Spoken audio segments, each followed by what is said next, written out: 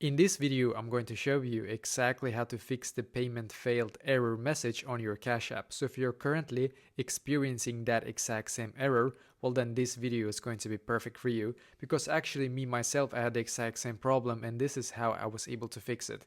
What I did firstly is that I closed my Cash App and instead I went into my settings app. So go into your settings app, and as you can see, you should now be taken to this page right here, which is perfect.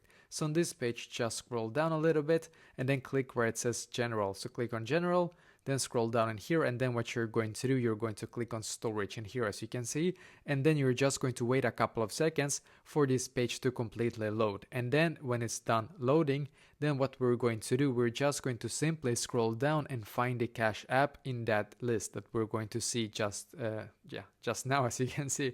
So we're just going to scroll down here, and what we're going to do on this page, we're just going to keep scrolling down and click on Cash App in here. So click on Cash App, and now you might wonder what do I have to do on this page, and that's a great question. You're going to firstly click on Offload App, and then you're going to once again click on Offload App in here, as you can see, and you're just going to wait a couple of seconds, and you're going to click on the blue button here again. And as you can see on my Cash App now, it says loading, right? And that means that my Cash App is actually now going to be automatically updated to my the newest version of the Cash App, basically. So you need to do this, and then you're going to wait, and then you're going to go back into your Cash App and you're going to try once again. This fixed it for me, and I hope that this will be able to fix it for you as well.